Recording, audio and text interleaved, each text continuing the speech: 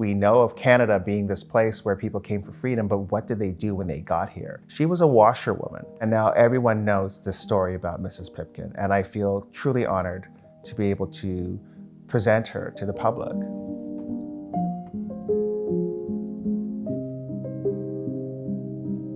My name is Gordon Shadrach, and I'm an artist and educator. Right now I'm sitting in the music room in Spadina Museum, where we are exhibiting DisMantle. Having the ability to honor Mrs. Pipkin in the way that I have was a huge responsibility. I don't think I really understood the scope of what that responsibility was until I actually started seeing bus shelters with my painting in them. Knowing that my work honored Mrs. Pipkin in a way that it's reaching so many people was really fulfilling to me. When you take on a responsibility like this, you don't realize how many people you're reaching. You don't realize how many people are learning about the history that exists in this city.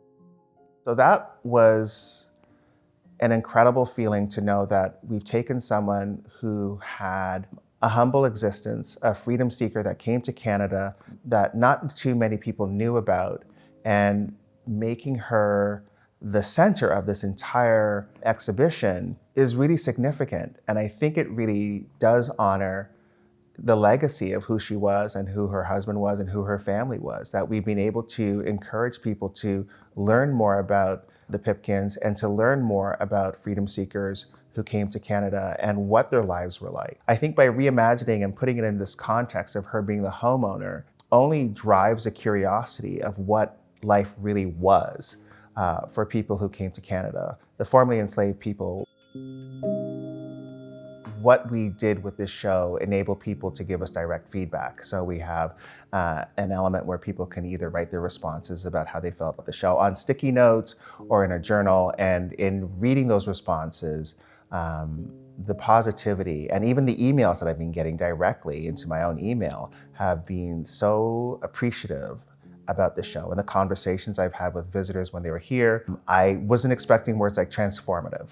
I wasn't expecting people to say that they finally feel comfortable in a space like this. I wasn't expecting people to say things like, I finally feel seen or heard. So when you work on a project like this, you're so focused on all the different elements.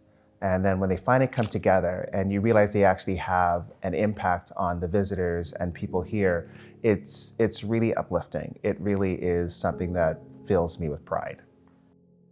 I use the term reimagine for a couple of reasons. One of the reasons I use reimagine is because we're dealing with actual history. So we're looking at the history of the house and we're dealing with a real person. However, we're also dealing with a narrative that has been created out of the imagination, out of myself, the co-curator, and the other artists. So I want it to be clear to visitors to the museum that while there are historical aspects that are true, including the mention of the abolitionists that did the work in Canada to help freedom seekers make their way to Canada, I also want people to understand that this is a fictitious narrative that we've created to enable people to see what could have been possible if the work of abolitionists had actually moved in the direction that they wanted.